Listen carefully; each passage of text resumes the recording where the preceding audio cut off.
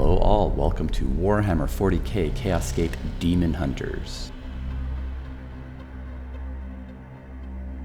For centuries I have felt their coming.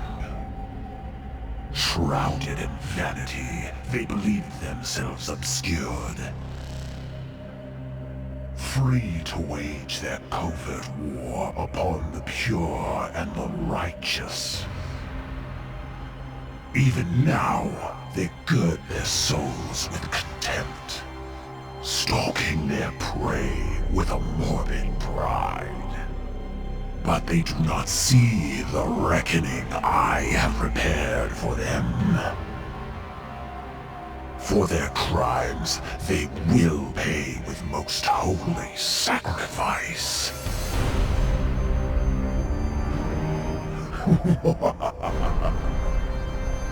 For the grandfather's truths cannot be denied.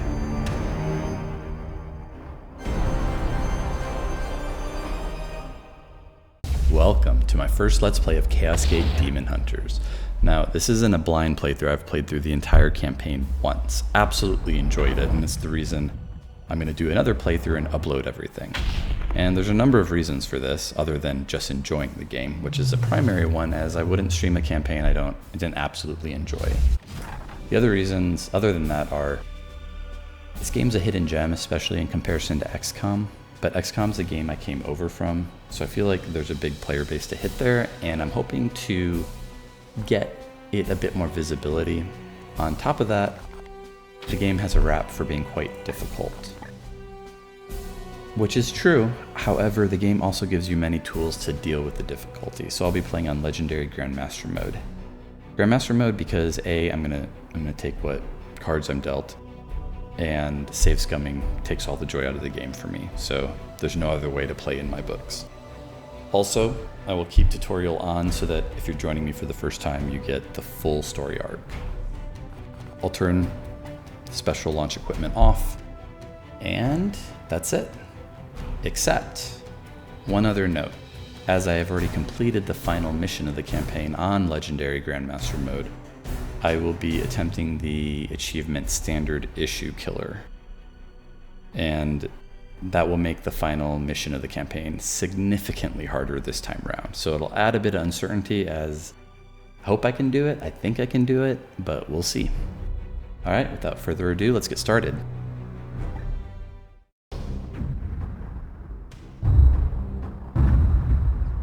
It is the 41st millennium. For more than 100 centuries, the Emperor has sat immobile on the golden throne of Earth. Mankind wages a never-ending battle for survival against the demonic power of the Chaos Gods. But by one force is humanity shielded from true darkness: the Grey Knights. This secret chapter of Space Marines are the Imperium's surest defense against that which the Emperor foresaw would be its greatest threat: humanity's blade against the demon. For in the grim darkness of the far future, there is only war.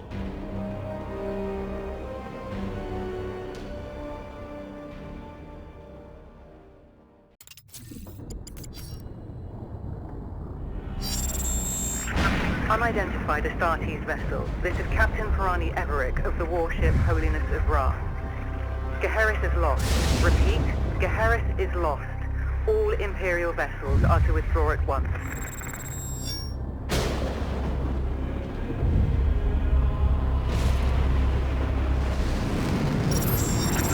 Astartes vessel, do you read me? Geheris is doomed. Please acknowledge this warning and... You have done all you can, Captain. Go, in the Emperor's light. You cannot sail into this storm. We do what we must. Farewell, Captain.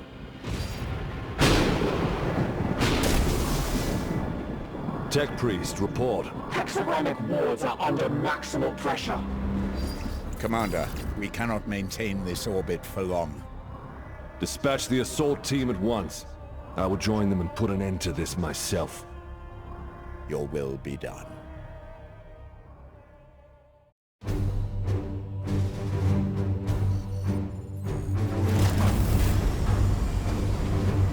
assault team is engaged, Commander. They clear a path for your arrival.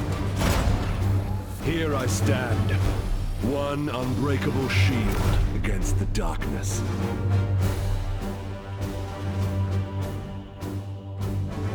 Tonight the Cadium falls, Hector. Our quest is finally near its end.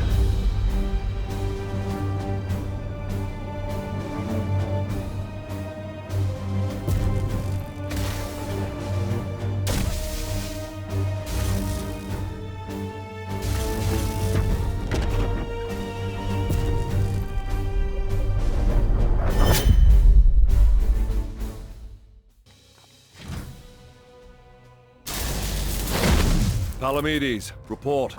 We have cleared a path through this chaff. Our target lies ahead. Time is against us, brothers. We breach the cathedral!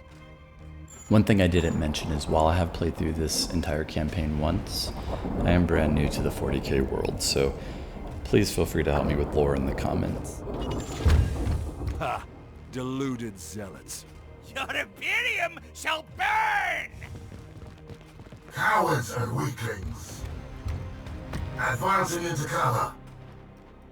Alright, full cover reduces damage from direct range attacks by 100%.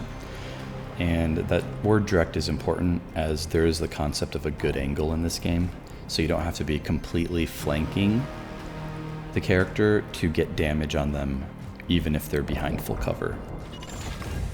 Punish that craven fool. However, if the enemy were on the other side of this full cover, he could not deal any damage to me being behind it, and vice versa, with a ranged attack at least. The enemy is behind partial cover, and if we open up the information tab, we can see that half cover reduces our damage by 1. Unlike XCOM, there is no miss shot. Now, technically there is, because if there's enough negatives to your attack that you deal 0 damage, it'll say missed, and it'll do no damage. But you'll know it in advance. It won't be a 95% and you roll the 5. Face the Emperor's judgment.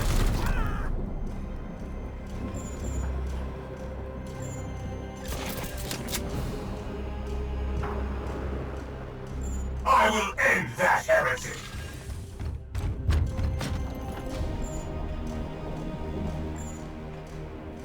Justice. Uther, dispense of that heretic with your blade. Grant them no quarter. Yes, Commander. I am the Emperor's Fury.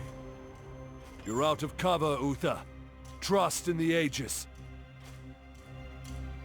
Aegis Shield provides bonus temporary armor for 1 turn. Each point of armor absorbs 1 damage before HP are lost. If your knight has permanent armor points, they are restored at the beginning of their turn. A permanent armor point would be like the commander has here. Commander Agravain. He has 2 armor points, and at the beginning of every turn, those 2 are restored.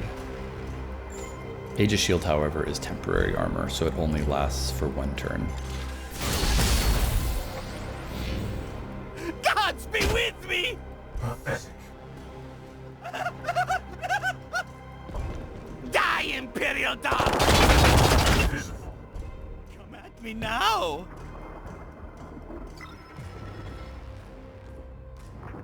It bleeds! It bleeds! Wretch. Oof. Just wait! Just wait! Time stands against us. I will breach the cathedral. Obviously it's a tutorial and they're trying to teach you concepts, but Aegis Shield was not the play there. We should have moved back to full cover.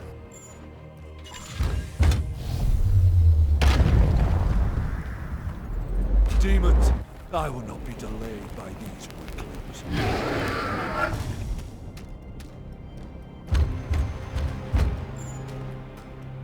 Alright, in Gate Daemonhunters, we do have terrain that can be used to our advantage. It's pretty awesome. It comes in useful quite a bit, especially at the beginning half of the campaign. Iolanthus, your brother, is pinned. Advance and deliver retribution. By your command. Deploy your frag grenade, brother. grenades in this game are very useful. However, they're very, very different from XCOM as well. And one big aspect is they blow enemies away. Like from the center point, they blow them away. So you can knock enemies towards yourself, away from yourself, off cliffs. It's pretty cool. We are hammer.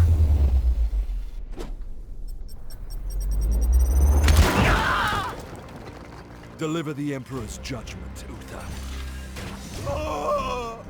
Advance and train your bolter on that doorway. Unleash your blessed ammunition the moment they are exposed. Palamedes, prepare for the demon's charge. At once, Commander. Overwatch is also very different from XCOM. You get a small frontal cone, which makes it very situational. There are some aspects to it that are more powerful, but it's very situational. Now, there's a concept here that is very important and has gotten me hurt more times than I can count. While targeting from behind full cover, you automatically step out to take a more advantageous firing position. So if I want to overwatch right here, I can do that without stepping out. But if I want to overwatch forward, I have to step out from behind the full cover. And you'll see there's that little line with a little dot indicating that I'm going to take that step out. Which in this case is fine because these bloodletter enemies happen to all be melee only. So cover's not going to do anything for me anyhow.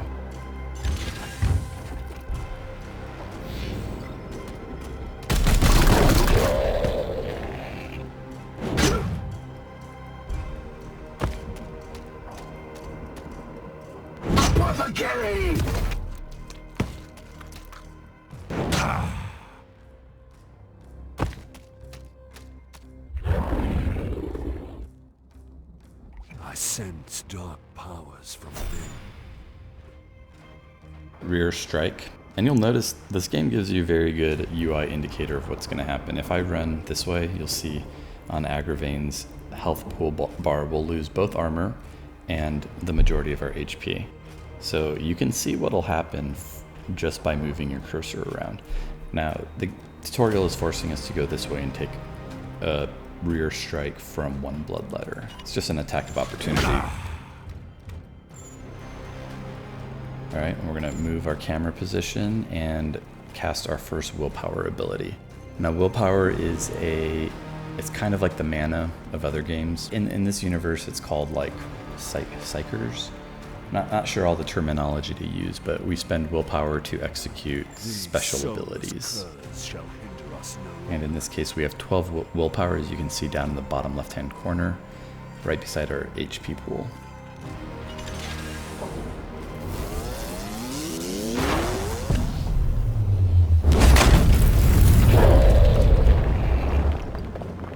End that demon, Palamedes. Engage him now. Alright, the bloodletter parried me. I will end. We cannot lose another battle, brother Iolanthus. Both demons must be destroyed. Oh, I missed it. On the apothecary,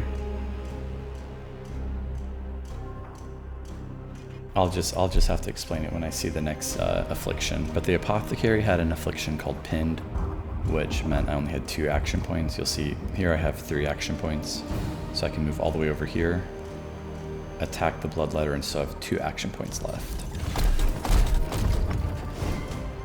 Okay, precision targeting happens when you crit with a melee weapon, and in this case we're going to do +2 stun damage. There are other options, other tools at your disposal for if this wasn't a tutorial. However, here we have to do +2 stun, which honestly is the best choice anyhow. Return to the jaws of your master. Most enemies, excluding mechanical enemies, and some bosses have a stun meter. And you'll see that this orange skull that appears means the enemy is stunned. Here, we can't see the stun meter right now. Anyway, so a stunned enemy will always be crit on the next hit, and we'll have a special option here to execute. And execute will kill the enemy no matter how much health they have remaining, and it will also give all your knights 1 AP. All right, okay, so we're back to our apothecary. And now I can show you the affliction that I was trying to explain before. Pinned, afflicted target loses 1 AP for their turn. Now, this is very useful. You can see all of their afflictions right here and read what they do. Now, I wish it also displayed the turns remaining, but it doesn't. All right, so one more attack. And here, okay, here's the skull, right? This skull with the number in it demonstrates their stun meter. And so here, it'll go from 1 to 0, which means they'll be stunned. However, the game is wanting me to do a force strike, which will cost 1 action point and 1 willpower, but will do bonus damage, and it'll just outright kill the enemy. Die, Wolfsport! Excellent. I will move on ahead.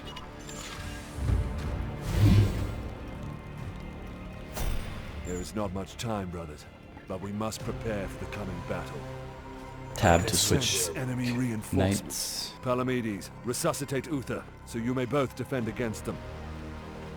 One thing that the game kind of showed us and then instantly went off to Agravain and forced us to get an attack of opportunity. Our interceptor went down and he is not dead. He is in this stasis mode, and after 3 turns will revive with half health. Now, if you have an apothecary like we do, you can instantly revive him with half health, rather than having to wait the time. 3-turn timer. Take up defensive positions, Palamedes. The enemy reinforcements will be here soon.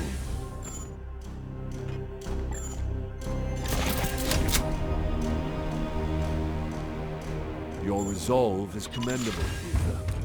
Join Palamedes in defense of the cathedral. Iolanthus, with me!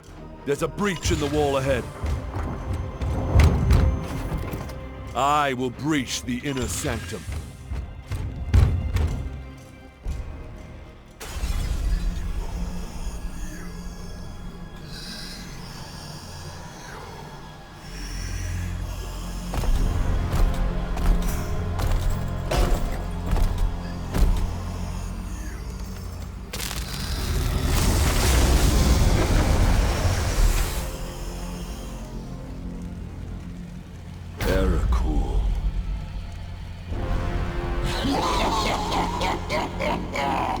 Futile! Millions of souls feed the flame! The threshold is passed! The warp emerges! Your cult is broken. Your ritual is ended. Relish this breath, for it is your last. Blood for the blood god! Skulls for the skull thrower!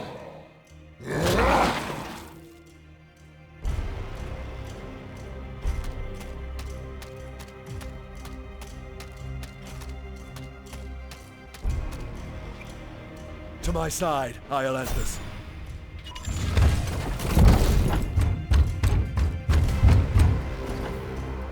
I will show you true wrath, demon. Here the enemy has two armor, and we're gonna armor break one of them. That's another aspect of the game, is you can have weapons and armors and skills and abilities that do armor break, and a broken armor will not regenerate on the next turn. Uther, we must protect the cathedral! I alluded to some other differences in Overwatch, and this is one of them. Our knights have 3 action points, as you can see in the bottom left-hand corner. We also have 3 ammo. If you Overwatch, you will be able to shoot as many times as you can, as long as you have action points and ammo remaining. So in this case, we're going to take 3 Overwatch shots on the enemy's turn. With this knight, with this interceptor, it's the same thing. We have 3 action points, and we have 3 out of 3 ammo. So we're going to Overwatch, so we're going to get a total of 6 shots, which is pretty good, especially in the scenario where all the enemies are melee.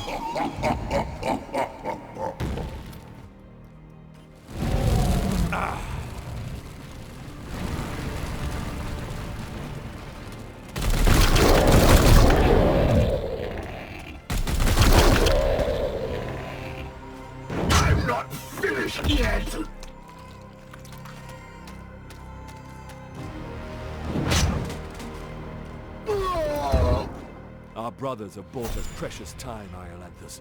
Flank that demon and fire at will. What we just saw there is the second time you're downed, you don't come back. Theoretically, our apothecary could come back in 3 turns, but our interceptor would not in this mission. Alright, so we're going to set a waypoint to avoid this flame hazard. And we're just going to take a shot. For the Emperor! You profane this sacred place with your master's fire. This ends now, demon. And our commander's just going to brave the flames and charge in there.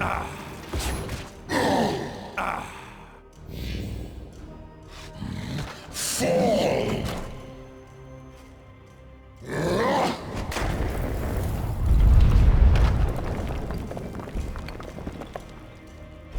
For the Emperor.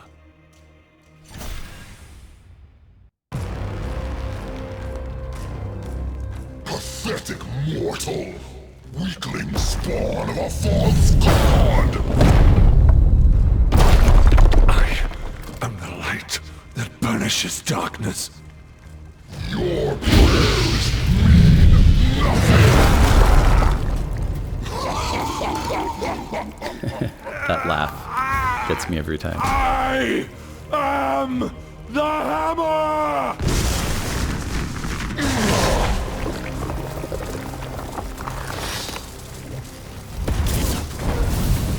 You have beaten me for now, little knight!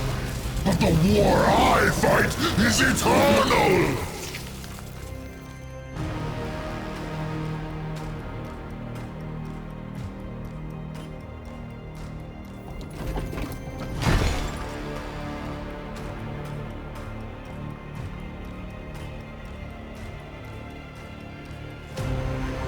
Analysis. Warp signatures fading. Then the blood ritual has ended. Where is that report? Report! Where is the commander? He died a champion's death.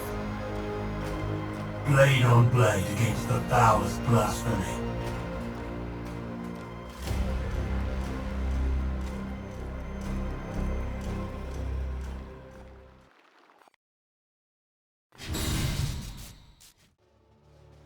Your commander has fallen, but all is not lost. The Grey Knights are powerful, genetically modified super soldiers. They can sustain injuries that would kill a normal human, but they are not invincible. Your knights each have a special resource called Resilience, which indicates how many critical wounds they can survive over the course of the campaign before their injuries require their remains be turned to your home on Titan.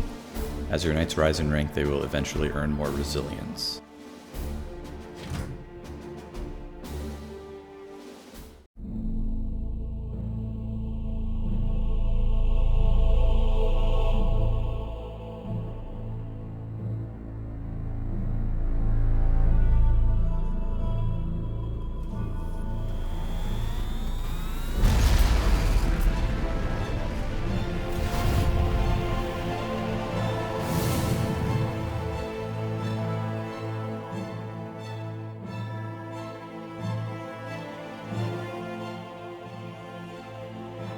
A long campaign, over at last. A victory at the cost of the commander's life. Alive, he was ever a faithful servant to the Emperor. A true hero.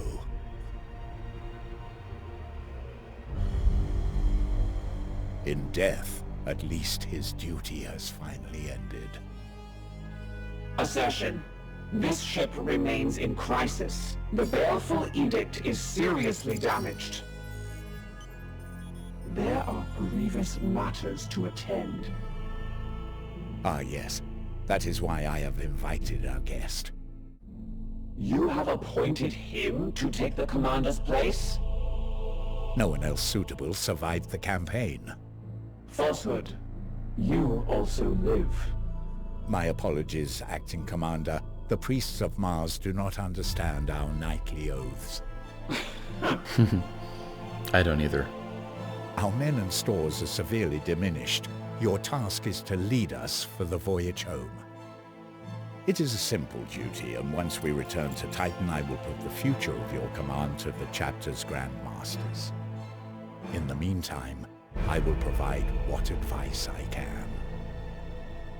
I will also support you with counsel and service. But remember, the Baleful Edict is my chief concern. Be careful with this ship. We sail for Titan on your word, Commander. Strike Force Xiphos at your disposal. Welcome to the Baleful Edict. With the fall of Commander Agravain, you've been promoted to provisional command of the Baleful Edict for our journey back to Titan. It should be a simple duty, but you will need to manage our limited resources and respond to any threats we encounter along the way. Strike Force Xiphos is at your disposal. Commander, could you please join me in the Strategium? One of our battle brothers has proved himself worthy. Brother Ulrich is with every promotion, your knights gain 2 ability points, which you can use to expand their capabilities.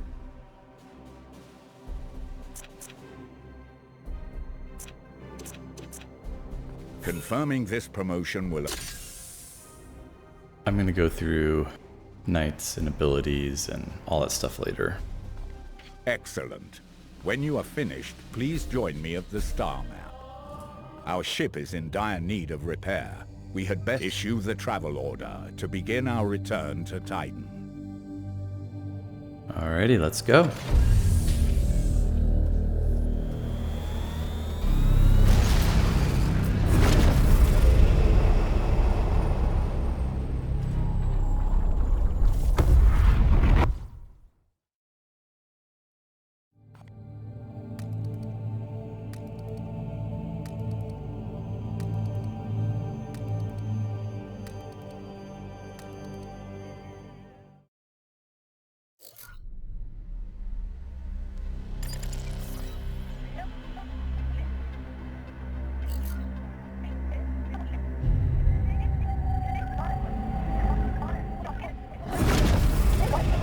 Baleful Edict, in the name of the God Emperor. Dominus, who is this interloper? Code scrapings indicate an inquisitorial transmission. Baleful Edict, prepare for my arrival. Duty calls, Commander. We should open a Vox link. Inquisitorial vessel, permission granted to come aboard.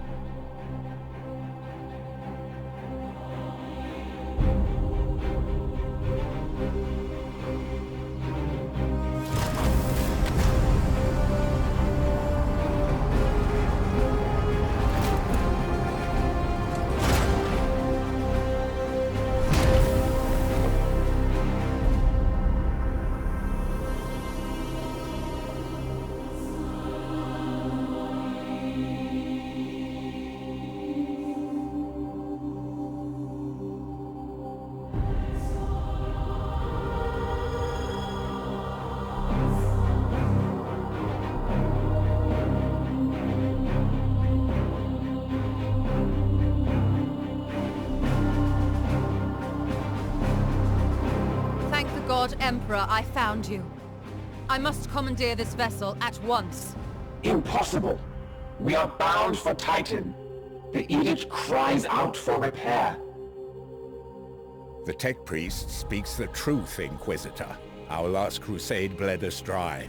I'm not blind, Knight. But heresy does not operate at our convenience. My destination is Koromar Prime, within this very system. Not such a taxing journey, I'd expect. And what is it that you hope to find there? This. Beneath rotting skies, the air thickens with a world's final breath. Seeds planted in flesh and bone, watered with blood and tears.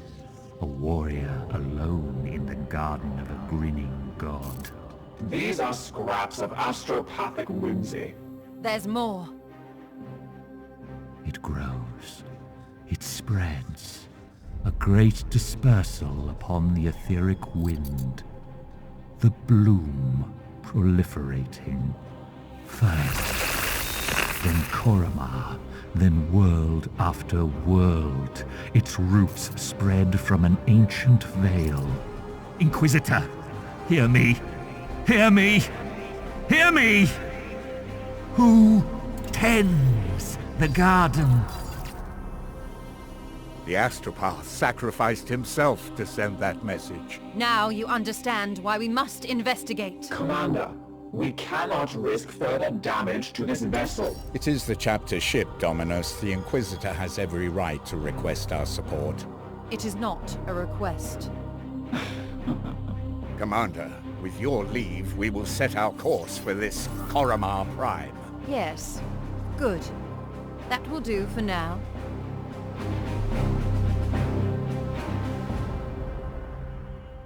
So what was that about the astropath sacrificing his life? How do we know that? Is that some sort of lore thing, or is that just because of the red flashing on the screen? Site detected.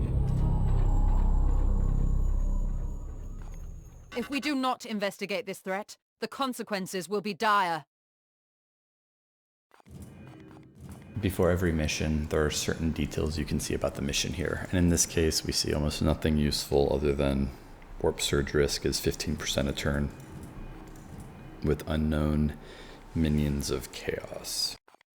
Commander, it is our duty to support this Inquisitor, but we should complete this task as swiftly as we can. The Grand Masters on Titan are waiting for our report. So we have 10 servitors, and we're going to get 15.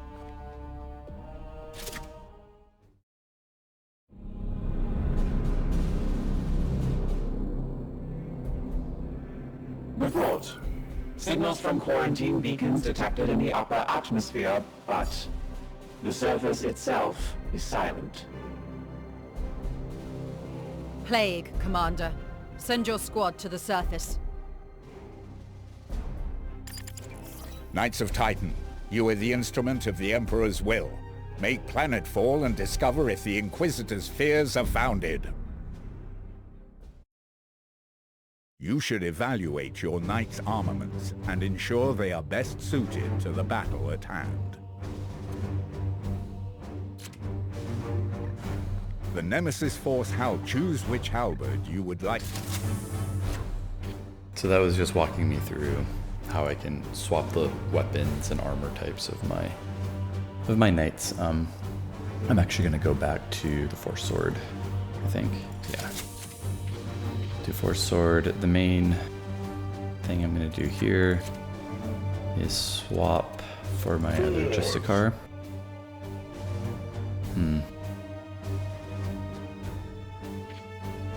Alright, and then I'm going to...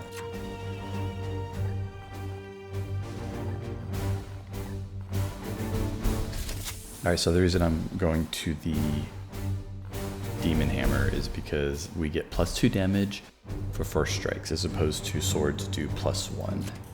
However, swords have a 50% chance to parry if attacked in melee by an enemy. So all of these weapons have slightly different edges, but we'll go through more of those later as they come up. Alright.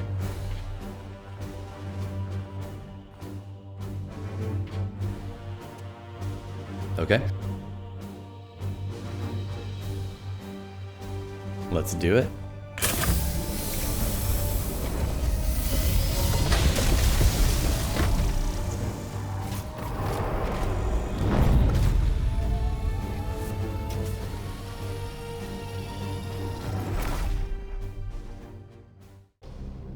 Commander, have your men look for signs of this plague. Be vigilant, brothers. Alright guys, well that's it for this episode. I'll see you guys in the next one.